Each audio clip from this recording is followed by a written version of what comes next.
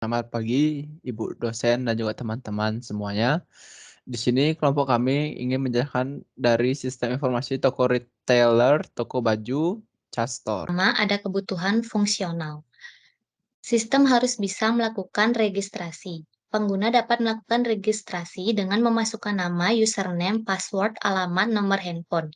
Yang kedua, pengguna dapat membuat akun baru. Yang ketiga, pengguna dapat menghapus akun. Yang kedua, sistem harus bisa melakukan login.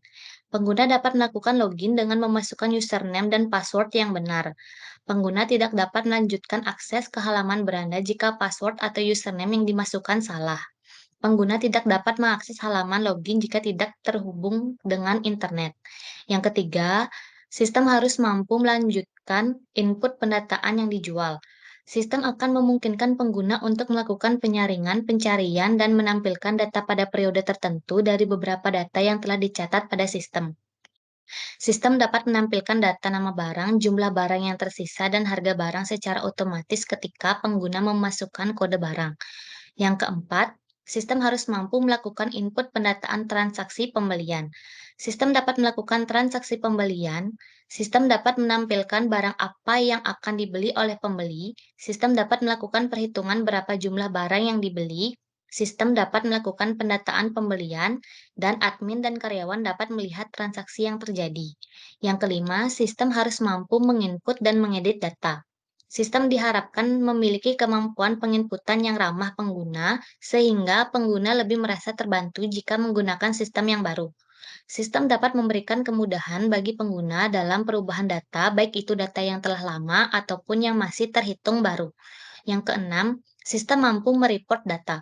Sistem akan memungkinkan bagi pengguna dalam pembuatan laporan pembelian, penjualan, data barang, dan laporan keuangan menjadi lebih cepat dan akurat. Dengan sistem yang baru, akan memberikan keuntungan dalam pembuatan laporan keuangan yang dapat dicetak setiap saat dibutuhkan. Selanjutnya ada kebutuhan non-fungsional. Yang pertama ada operasional. Sistem akan memiliki basis data untuk menyimpan data dan informasi barang, transaksi, pelanggan, serta supplier.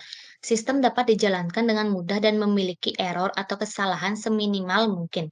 Yang ketiga, sistem hanya bisa dijalankan jika pengguna memiliki internet. Yang kedua, ada kinerja. Sistem diharapkan dapat berjalan dari mulai toko melayani pelayanan sehingga operasional toko selesai. Sistem memiliki kecepatan yang bagus di mana pembaruan dari data yang berhubungan akan langsung muncul tanpa adanya delay atau waktu tunda yang berlebihan. Yang ketiga ada keamanan. Sistem akan memberikan keamanan terhadap pengguna dengan adanya manajemen penggunaan berupa password yang perlu dimasukkan di awal penggunaan sistem. Data yang ada pada sistem akan aman karena sudah dirubah menjadi data digital dan dapat dilakukan pencadangan data dengan mudah kapanpun dibutuhkan.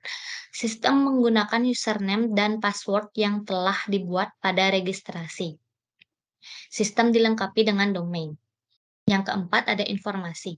Digunakan untuk menampilkan informasi apabila user salah menggunakan password.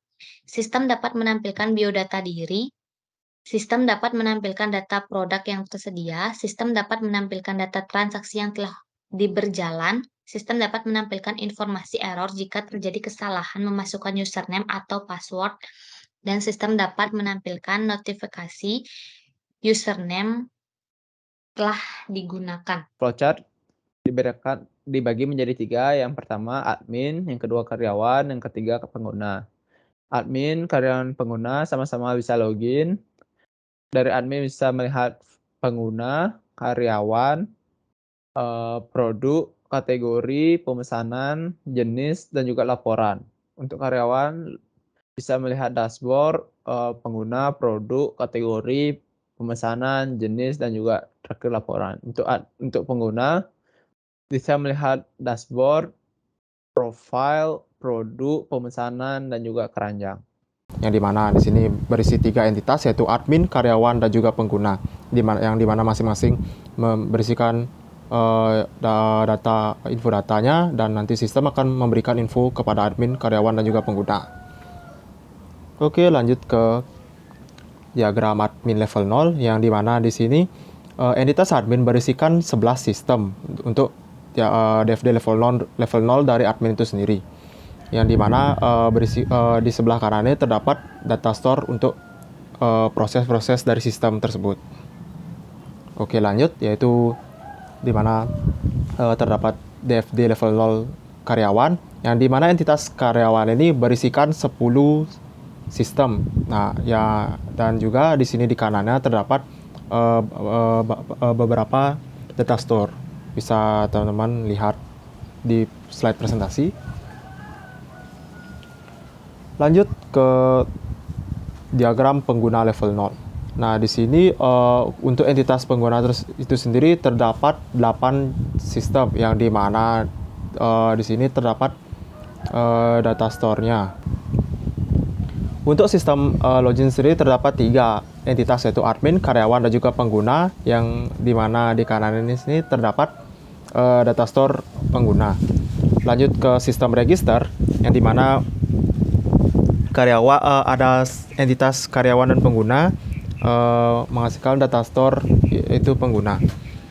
Lalu sistem 3.0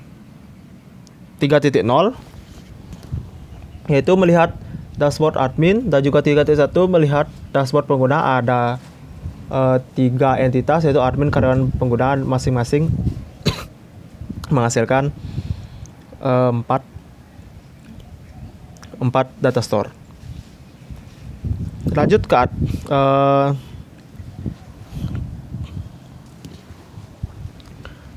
ke mengelola data pengguna dan menampilkan data pengguna, yaitu di mana di sini berisikan entitas admin, di mana di sini si pengguna. Lanjut, di sini DFD level 1 pengguna. Bisa dilihat di sini ada 6 sistem dengan 7 entitas, yaitu ada admin, karyawan, pengguna, admin, karyawan, dan juga pengguna. Nah, masing-masing memiliki data store yang tersendiri. Lanjut ke DFD level 1 mengelola data kategori. Nah, di sini di mengelola data kategori dan juga menampilkan data kategori terdapat 2 entitas, yaitu admin dan karyawan, menghasilkan data store yaitu kategori. Lanjut ke sistem dapat mengelola data jenis produk dan dapat menampilkan data jenis produk, yang dimana berisikan entitas admin dan karyawan yang menghasilkan data store produk. Lanjut ke DFD level 1 yaitu menampilkan data pemesanan. Nah, di sini sistem menampilkan data pemesanan terdapat 3 entitas, yaitu admin, pengguna, dan karyawan, yang dimana menghasilkan data store pemesanan. Lanjut ke sistem menampilkan data cetak laporan, akan berisikan entitas 2, yaitu admin dan juga karyawan, yang dimana berisikan data store pemesanan.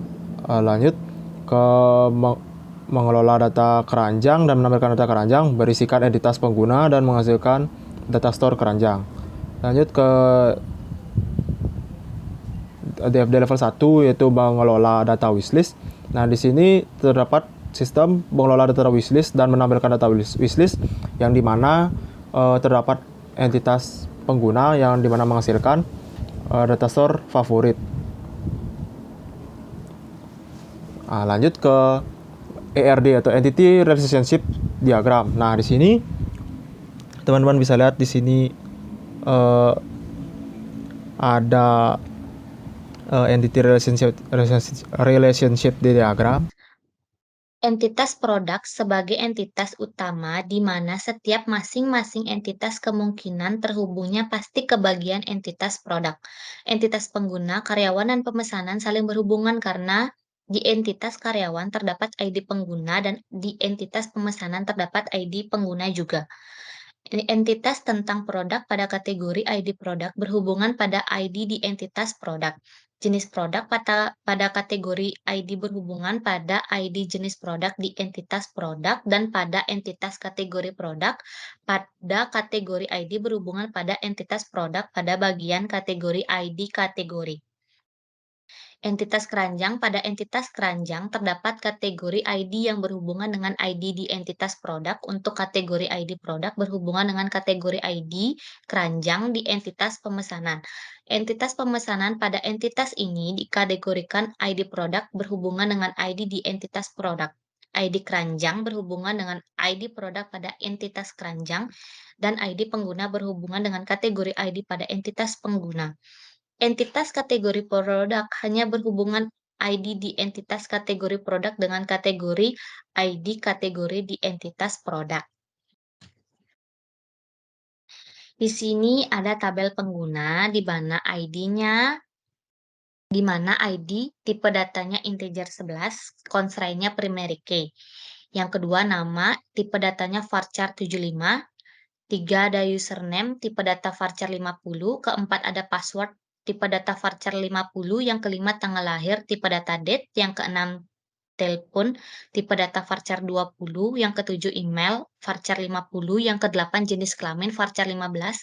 Yang kesembilan level user, varchar 25 karyawan customer. Di sini ada tabel karyawan. Yang pertama ada ID, tipe data integer 11, constraint primary key. Yang kedua ID pengguna integer 11, constraint foreign key. Yang ketiga nama, ada varchar 50. Yang keempat tanggal lahir, tipe data date. Yang kelima jenis kelamin, tipe data varchar 15. Yang keenam agama, tipe data varchar 20. Yang ketujuh umur, tipe data integer 11. Yang kedelapan jabatan, varchar 25. Yang kesembilan file ijazah, varchar 35. Yang ke-10 alamat, tipe data teks. Yang ke-11 level user, varchar 20. Yang ke-12 tempat lahir, varchar 25. Dan 13 status varchar 20. Di sini ada tabel pemesanan. Yang pertama ID, integer 11, constraint primary key. Yang kedua ID produk, integer 11, constraint foreign key. Yang ketiga ID pengguna, integer 11, constraint foreign key. Yang keempat ID keranjang, integer 11, constraint foreign key. Yang kelima nama pengguna, varchar 50. Yang keenam metode pembayaran, varchar 35. Yang ketujuh total pemesanan, varchar 50. Yang kedelapan estimasi barang, varchar 90. Di sini ada tabel produk. Yang pertama ID integer 11, constraint primary key. Yang kedua nama produk, varchar 75. Yang ketiga harga double. Yang keempat deskripsi, varchar 80. Yang kelima jumlah integer 11. Yang keenam asal, varchar 35. Yang ketujuh proteksi kerusakan, varchar 50. Yang kedelapan penilaian produk, varchar 50. Yang kesembilan komentar, varchar 80. Yang ke-10 ID kategori integer 11, constraint foreign key. Yang ke-11 ID jenis produk, integer 11, constraint foreign key. Di sini ada tabel kategori produk. Yang pertama ID integer 11, constraint primary key. Yang kedua nama kategori varchar 50. Yang ketiga warna varchar 50. Yang keempat ukuran varchar 25.